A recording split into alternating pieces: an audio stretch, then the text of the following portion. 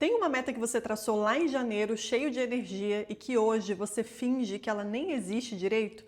Quando ela passa pela sua cabeça, você desvia o pensamento. O problema talvez não esteja na sua meta, esteja na forma como você tem pensado sobre ela. Calma, isso não é um defeito, isso é mais humano do que você imagina. E antes de você dizer que já não tem mais tanto tempo, que já passou metade do ano, eu quero te dizer que ainda tem muito jogo pela frente, suficiente para mudar esse placar. E a diferença entre chegar em dezembro frustrado ou com paz não é de quem começou melhor em janeiro, é de quem parou para revisar as suas metas e quem não travou por conta da culpa.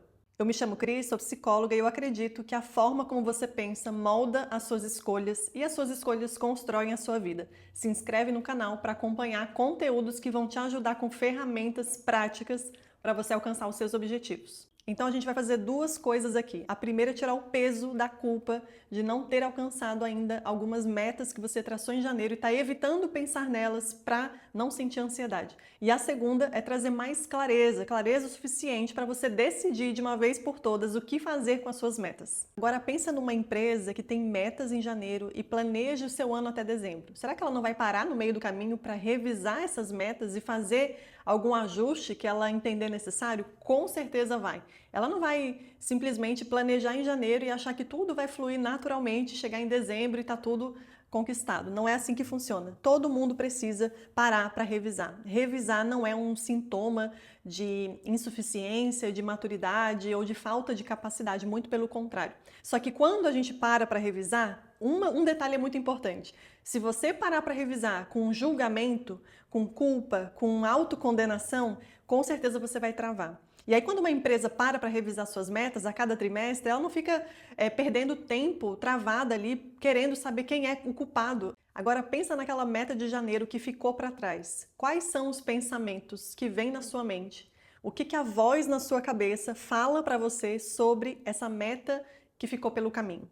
Que talvez você não é o bom o suficiente para conquistar ela, que você nem deveria ter sonhado com isso, que não dá mais tempo, que já passaram 6 meses do ano, que você não deu conta, ou que revisar essas metas, que revisitar essas metas vai causar muita ansiedade. São esses pensamentos que geram culpa, que fazem você se sentir tão incapaz, tão pequeno, e aí você simplesmente evita olhar para essas metas, evita se movimentar. E aí você acaba chegando exatamente no lugar que você não queria chegar, que é não cumprir, não realizar as suas metas. E quando você faz a revisão, uma pergunta é muito importante. O que mudou desde janeiro para cá? Então, se alguma coisa mudou, o que eu faço agora? Então, aqui vai a primeira coisa que você pode fazer já nessa semana para fazer essa revisão acontecer de forma eficiente. Ao invés de você se questionar por que eu não consegui realizar as minhas metas até agora, você pode se perguntar o que eu posso fazer a partir de agora, nesse momento, que é o que você tem.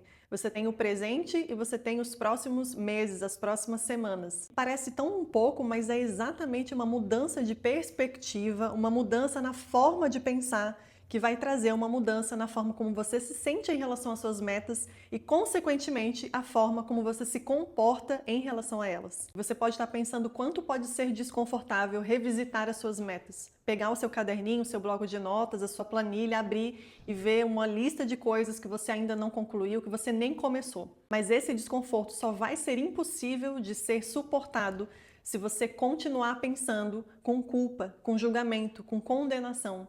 Se você achar que revisitar essas metas, que ajustar a sua rota, que olhar para essas metas vai ser um atestado de fracasso, de incapacidade, de limitação ou de indisciplina, não é nada disso. A verdade é que todos nós passamos por isso. Todos nós precisamos fazer atualizações, precisamos revisitar, precisamos ajustar a nossa rota. As coisas vão mudando pelo caminho, você vai mudando. Provavelmente você já não é a mesma pessoa de janeiro ou de dezembro do ano passado quando fez aquelas metas, e isso é normal. Então, mudar a forma como você olha para suas metas agora é fundamental para que você continue tendo resultado. E agora, a segunda coisa que pode estar te travando com as suas metas. Depois de sentar e olhar para suas metas, sem culpa, como nós acabamos de falar, você vai olhar para o nível de clareza que você tem sobre elas. Muitas das nossas metas não chegam em dezembro com elas concretizadas porque faltou um certo nível de clareza. De repente você colocou lá em janeiro como meta crescer na sua carreira, na sua vida profissional. Percebe como crescer na carreira, ele está muito mais para um desejo, para uma vontade, do que para uma meta específica? Crescer na carreira, por exemplo, é muito vago. Percebe como o cérebro ele não tem onde se apoiar, ele não sabe qual é o próximo passo, ele não tem como criar uma previsibilidade e aí ele não tem controle sobre aquilo. Quando o cérebro não consegue entender qual é o próximo passo concreto, ele não vai conseguir aderir, ele não vai colocar atenção e não vai colocar esforço. Então, o que é crescer na carreira? É ganhar mais dinheiro? Quanto? Até quando? Fazendo exatamente o que para ganhar mais dinheiro? Crescer na carreira seria mudar de carreira? Seria mudar de setor? Seria ser promovido? O que você precisa fazer para chegar lá? E aí um método simples para você desenvolver mais clareza sobre as suas metas é com 2 perguntas apenas. A primeira, o que eu ainda quero alcançar esse ano? Talvez, quando você for revisitar suas metas, você vai perceber que alguma coisa mudou, que as suas prioridades mudaram ou que o seu destino mudou e tudo bem, você vai precisar alterar a meta e algumas coisas que talvez você achava que queria, você não vai querer mais e tudo bem. Outras coisas vão ocupar o lugar daquelas metas e isso é importante você redefinir. E a segunda pergunta é, como eu vou saber que eu cheguei lá? Essas 2 perguntas ajudam o desejo vago virar algo que você consegue enxergar e medir. E aí você pode usar alguma ferramenta para te ajudar nessa clareza. Escrever as suas metas, escrever essas perguntas com respostas é super importante.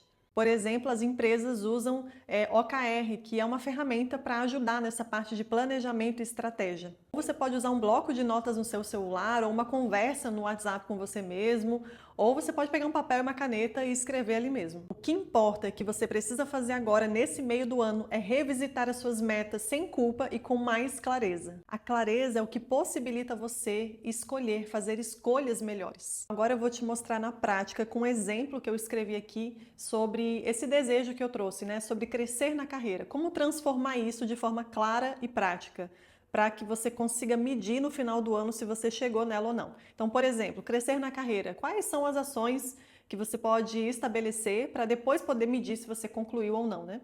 Então, primeira coisa, concluir uma certificação da minha área do 0 ao 100%. Essa pode ser uma das ações necessárias. Segunda coisa, liderar ou entregar 2 projetos de destaque até dezembro. E a terceira coisa, ter uma conversa de carreira por mês com meu gestor ou com alguém que é uma referência para mim.